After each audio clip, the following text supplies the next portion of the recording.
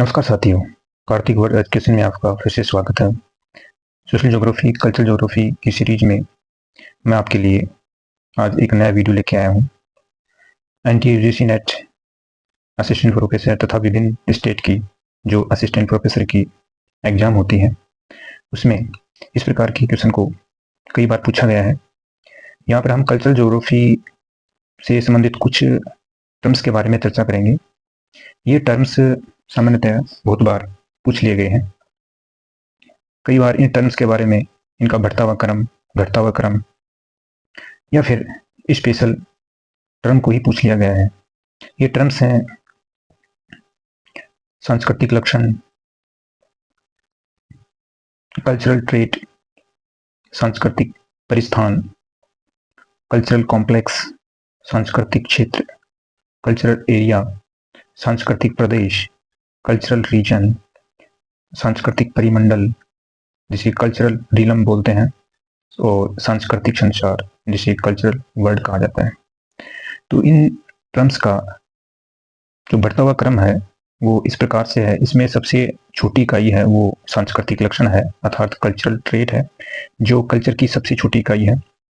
उसके बाद में सांस्कृतिक परिस्थान जी कल्चरल कॉम्प्लेक्स, सांस्कृतिक क्षेत्र कल्चरल एरिया, और उसके बाद में कल्चरल प्रदेश, और कल्चरल प्रदेश से बड़ा जो एरिया है वो है कल्चरल रीलम, और सबसे बड़ा जो एरिया आता है जिसमें ये सभी टर्म्स से सम्मिलित होते हैं वो है सांस्कृतिक संसार या कल्चरल वर्ल्ड। तो यहाँ पर जो पिक्चर दिखाई गई है इसमें भी इनके बढ़ते हुए क्रम को बताया गया है। जो रेड स्पॉट है वो नंबर 1 पर है, वो बताता है सांस्कृतिक लक्षण को, जो सबसे संस्कृति की सबसे छोटी इकाई है कल्चरल ट्रेट।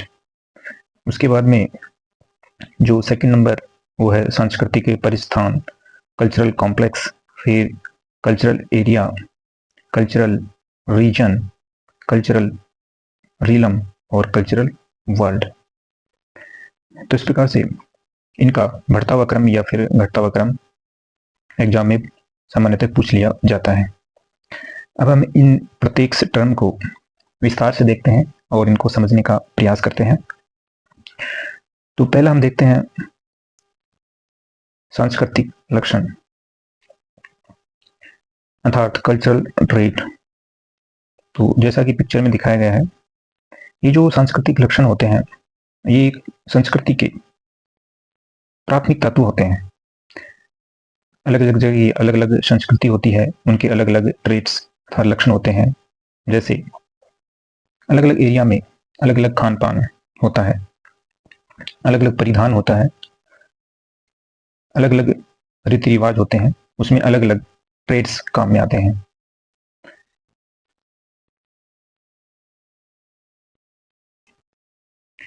ये जो सांस्कृतिक लक्षण होते हैं वो किसी समाज या संस्कृति की सबसे बुनियादी और विशिष्ट तत्व होते हैं। ये जो तत्व होते हैं वो भोजन के रूप में हो सकते हैं, पहनावे के रूप में हो सकते हैं, रीति रिवाज के रूप में हो सकते हैं।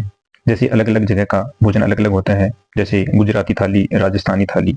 तो ये जो थाली में जो भोजन रखा गया है वो अलग अलग संस्कृति को बताता है, और ये एक प्राथमिक ट्रेट के रूप में, लक्षण के रूप में काम करता है।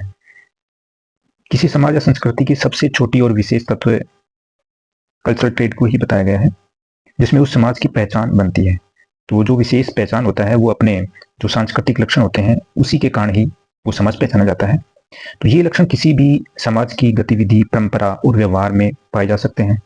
जो वहाँ का समाज है, जहाँ पर उसी प्रकार की कल्चर है, तो वहाँ की जो सामाजिक गतिविधि है उसमें हमें ये लक्षण दिखाई दे सकते हैं, और उनकी परंपरा में ये लक्षण हम देख सकते हैं, और उनके व्यवहार में ये लक्षण देख सकते हैं।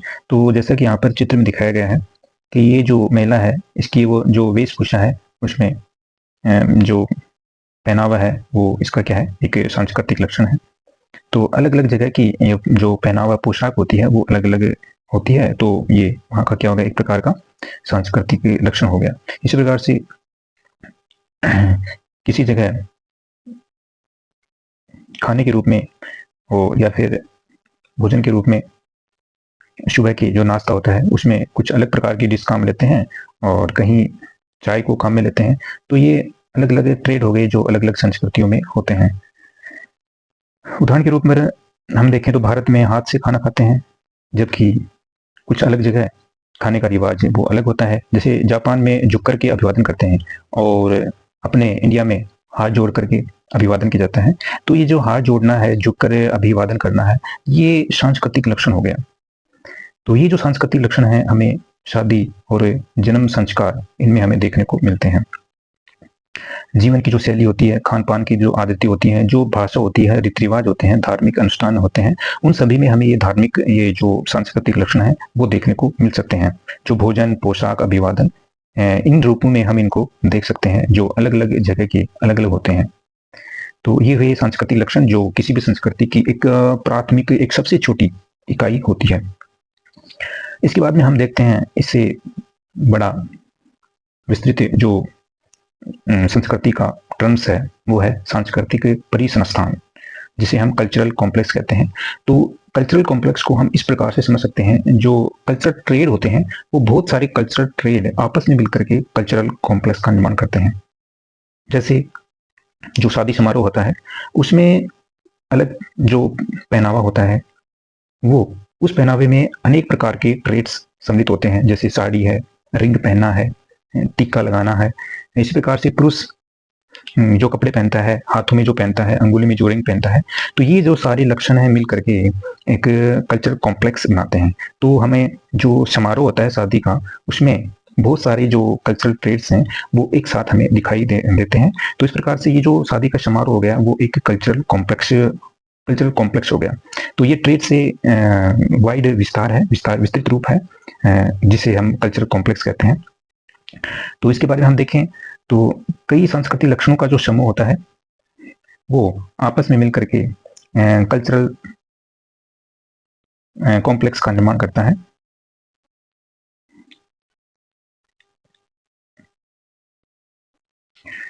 कई सांस्कृतिक लक्षणों के समूह जो किसी खास उद्देश्य या स्थिति के लिए जुड़ा होता है। सांस्कृतिक जो कॉम्प्लेक्स है वो विभिन्न सांस्कृतिक लक्षणों का एक समूह होता है। जो अनेक लक्षण होते हैं, सांस्कृतिक लक्षण, वो आपस में मिलकर के एक जगह जब दिखाई देते हैं तो उसे हम सांस्कृतिक परिसंस्थान कहते हैं, जो किसी समाज में किसी खास उद्देश्य या स्थिति के लिए जुड़ा होता है। तो जैसे शादी का समारोह है तो वो शादी करने का जो प्रोग्राम है उससे जुड़ा हुआ है, यानी शादी से जुड़ा हुआ है, तो उसे हम कहेंगे कल्चरल कॉम्प्लेक्स।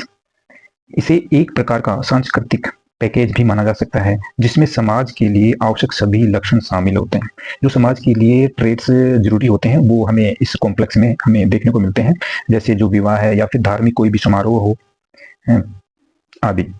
तो इनको हमें किस प्रकार से पहचान सकते हैं कल्चरल कॉम्प्लेक्स को? इनको हम जो सामाजिक अनुष्ठान होते हैं उनमें हमें जो सामाजिक अनुष्ठान होता है वो भी एक प्रकार का कल्चरल कॉम्प्लेक्स का ही उदाहरण है।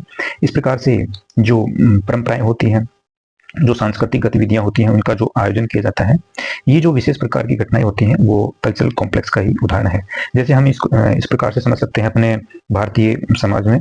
तो भारतीय विवाह की जो रस्म होती हैं, जैसे संगीत, उनमें अनेक जो कल्चरल ट्रेड्स होते हैं वो हमें दिखाई देते हैं।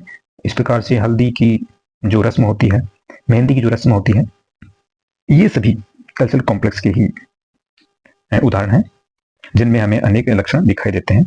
तो जैसा कि यहाँ पर इस पिक्चर में दिखाया गया है, तो ये है जो एक कल्चरल कॉम्प्लेक्स का उदाहरण है। इससे बड़ा विस्तृत जो टर्म्स है संस्कृति का वो है संस्कृति क्षेत्र, कल्चरल एरिया। तो कल्चरल एरिया है वो अनेक जो सांस्कृतिक कॉम्प्लेक्स होते हैं, परिसंस्थान होते हैं, इनसे मिलकर के बना होता है, जिनमें अनेक परिसंस्थान सम्मिलित होते हैं। तो सांस्कृतिक क्षेत्र एक ऐसा भौगोलिक क्षेत्र होता है जहां लोग समान सांस्कृतिक लक्षण साझा करते हैं। मतलब इसमें जो कॉम्प्लेक्स आएंगे उन कॉम्प्लेक्स में कुछ समानताएं होती हैं। जो सांस्कृतिक परिसंस्थान होते हैं, जितने भी सांस्कृतिक परिसंस्थान होते हैं, कॉम्प्लेक्स होते हैं, उनमें उनकी संस्कृति में आपस में कुछ समानताएं हमें देखने को मिलती है। तो जिस एरिया में इस प्रकार के कॉम्प्लेक्स हों और वहां पर सामाजिक समानता देखने को मिले, सांस्कृतिक समानता देखने को मिले, तो उसको हम कहेंगे सांस्कृतिक क्षेत्र। तो इन क्षेत्रों में रह रहे लोग अपनी सांस्कृतिक विशेषताओं के कारण आपस में समानता महसूस करते हैं। ये जो लोग हैं, इस एरिया में रहने वाले लोग हैं, हालांकि उनकी संस्कृति अलग है, लेकिन उनकी संस्कृति में कुछ समानताएं देखने को मिलती हैं। तो इस प्रकार से लोग ये महसूस करते हैं कि हमारी संस्कृति आपस में मिलती जुलती है और हम एक ही संस्कृति के भाग हैं। तो इस प्रकार का जो एरिया होता है उसे हम कहेंगे सांस्कृतिक क्षेत्र।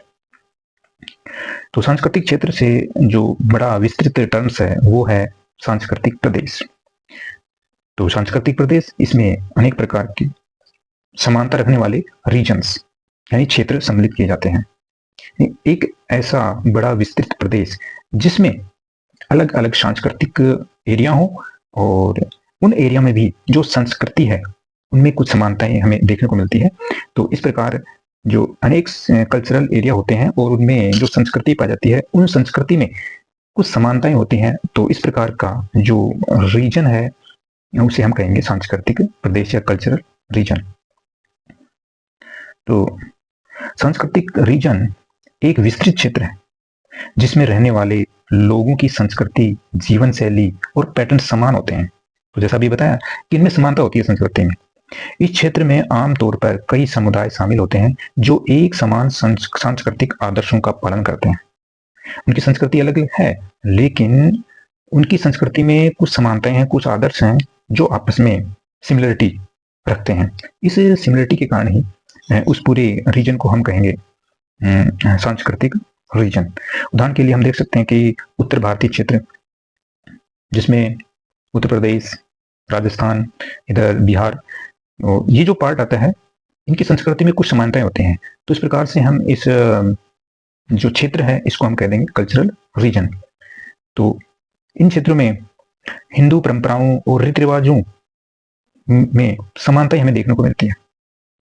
हालांकि पूरी समानता नहीं होती है लेकिन समानता हमें देखने को मिलती है। जैसे भाषा में देखो, रीति रिवाज में देखो, वो कुछ समानताएं देखने को मिलती हैं। तो ये जो एरिया है उत्तर भारतीय क्षेत्र, ये एक कल्चरल रीजन में आता है। इस प्रकार से दक्षिण भारतीय क्षेत्र, जैसे यहाँ पर मंदिर, नृत्य कला और भाषा, इनमें विविधता पाई जाती है लेकिन इनमें भी कुछ सिमिलरिटीज अर्थात समानता हमें देखने को मिलती है। तो ये दक्षिण भारतीय क्षेत्र है वो अलग कल्चरल रीजन हो गया और उत्तर भारतीय क्षेत्र है वो एक अलग कल्चरल रीजन में आता है। इसके बाद में हम इससे विस्तृत जो कल्चरल टर्म्स है वो है सांस्कृतिक परिमंडल। तो जैसा कि स्पष्ट है हम छोटे से बड़े सांस्कृतिक एरिया प्रदेश की ओर बढ़ रहे हैं। तो जो सांस्कृतिक परिमंडल रीलम्स होता है, रीलम है, इसमें अनेक सांस्कृतिक क्षेत्र सम्मिलित होते हैं। तो जैसे कि यहाँ पे चित्र में दिखाया गया है जो वर्ल्ड का मैप है, इनमें अनेक कल्चरल रीलम हमें देखने को मिलते हैं। तो कल्चरल रीलम में अनेक सांस्कृतिक क्षेत्र होंगे, बड़े विस्तृत एरिया होंगे जिनकी संस्कृति में कुछ समानताएं, उनकी संस्कृति में कुछ समानताएं होती हैं। तो ऐसे रीजन जिनकी संस्कृति में कुछ समानताएं हो तो वो आपस में मिल करके कल्चरल रीलम का निर्माण करते हैं। तो सांस्कृतिक परिमंडल जो एक या अधिक सांस्कृतिक क्षेत्रों को कवर करता है, अर्थात रीलम में अनेक संस्कृतियां आती हैं जिनमें सिमिलरिटीज होती है कुछ। उदाहरण के लिए हम देखें तो इस्लामिक सांस्कृतिक परिमंडल और हिंदू सांस्कृतिक परिमंडल। तो इस्लामिक जो सांस्कृतिक परिमंडल है उसमें आ जाता है जैसे मध्य एशिया, उत्तरी अमेरिका और अरब देश। तो ये जो एरिया है यहाँ पर है, ये वाला एरिया इसमें आता है, ये आता है इस्लामिक रीलम्स में, इस्लामिक कल्चरल रीलम्स। इस प्रकार से हम देखें तो हिंदू कल्चरल रीलम की बात करें तो इसमें भारतीय जो उपमहाद्वीप है, ये जो वाला एरिया है भारत का उपमहाद्वीप, इसमें ये जो वाला एरिया इंडिया और इसके पड़ोसी देश हैं वो उनकी संस्कृति में कुछ समानताएं होती हैं। तो इसे हम हिंदू कल्चरल रीलम कहेंगे जो भारतीय उपद्वीप उपमहाद्वीप के नाम से जाना जाता है। तो भारतीय जो उपमहाद्वीप है वो एक हिंदू कल्चरल रीलम्स में आता है, अर्थात यहाँ पर हिंदू जो संस्कृति है उससे संबंधित या यहाँ पर जो संस्कृति है वहां पर हिंदू संस्कृति की काफी जो ट्रेट्स हैं, कॉम्प्लेक्स हैं, वो हमें देखने को मिलते हैं। तो इस पूरे एरिया को हम कहेंगे कल्चरल रीलम। इसी प्रकार से पूर्वी एशियाई जो कल्चरल रीलम है, परिमंडल है, और इसी प्रकार पश्चिमी सांस्कृतिक परिमंडल है। तो पूर्वी एशियाई सांस्कृतिक परिमंडल में इसमें आता है जैसे चीन, जापान, कोरिया, और पश्चिमी सांस्कृतिक परिमंडल में इसमें आ जाते हैं जैसे यूरोप, उत्तरी अमेरिका। तो यूरोप और उत्तरी अमेरिका है जो जहाँ पर क्रिश्चियनिटी पाई जाती है। तो वहां पर काफी समानता इनमें होती है, तो इसको एक ही रीलम में रखा, जिसे हमने नाम दिया पश्चिमी सांस्कृतिक रीलम।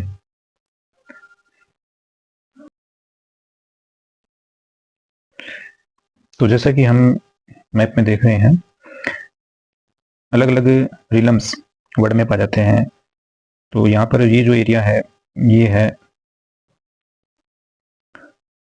एंग्लो अमेरिकन कल्चरल रीलम, और ये है लैटिन अमेरिकन कल्चरल रीलम, ये है मीजो अफ्रीकन कल्चरल रीलम, और यहाँ पर ये है अरब कल्चरल रीलम। ये वाला एरिया है, ये है European cultural रीलम, European cultural realm, और ये चाइनीज कल्चरल रीलम, ये रशियन कल्चरल रीलम, और पैसिफिक कल्चरल रीलम। इसके अलावा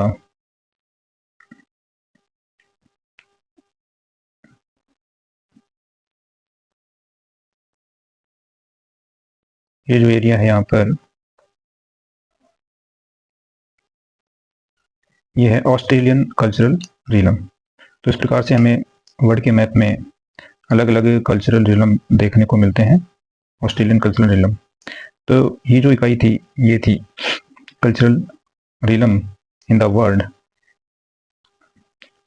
इसके बाद में कल्चरल जो टर्म्स है, कल्चरल संस्कृति का अगला टर्म सांस्कृतिक संसार, कल्चरल वर्ल्ड। तो पूरी पृथ्वी है, उसमें अनेक सांस्कृतिक रीलम्स हैं, तो उन सभी को मिलाकर के हम पूरे संसार को हम कहेंगे सांस्कृतिक संसार, कल्चरल वर्ल्ड। तो सांस्कृतिक संसार का तात्पर्य पूरे विश्व में विभिन्न सांस्कृतिक संस्कृतियों, उनके प्रभावों और परस्पर संबंधों से है। यह वैश्विक स्तर पर संस्कृति के अध्ययन को दर्शाता है। अर्थात हम पूरे वर्ल्ड की बात करें तो पूरे वर्ल्ड में जो भी सांस्कृतिक रिलम्स हैं, उन सभी को मिलाकर के हम कहेंगे सांस्कृतिक वर्ल्ड, कल्चरल वर्ल्ड, सांस्कृतिक संसार।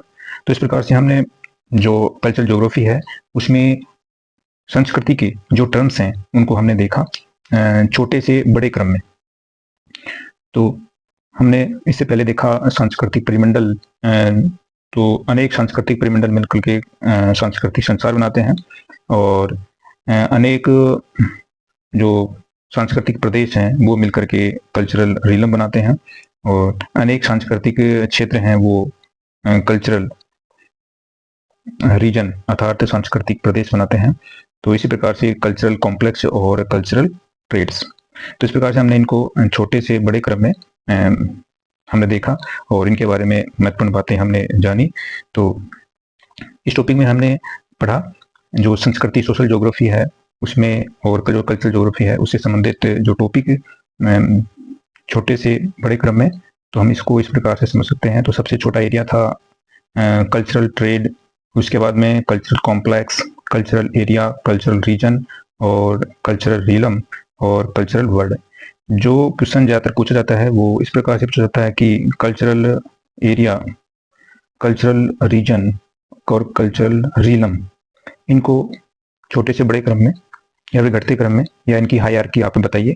तो हमें बताना है कल्चरल एरिया, उसके बाद में कल्चरल रीजन और कल्चरल रीजन के बाद में कल्चरल रीलम्स। तो इस प्रकार से हमने इन टर्म्स को जाना। ये वीडियो आपको पसंद आए तो इसको लाइक और सब्सक्राइब और शेयर कीजिए। आज के लिए इतना ही, अगला वीडियो हम लेकर फिर उपस्थित होंगे। तब तक के लिए नमस्कार।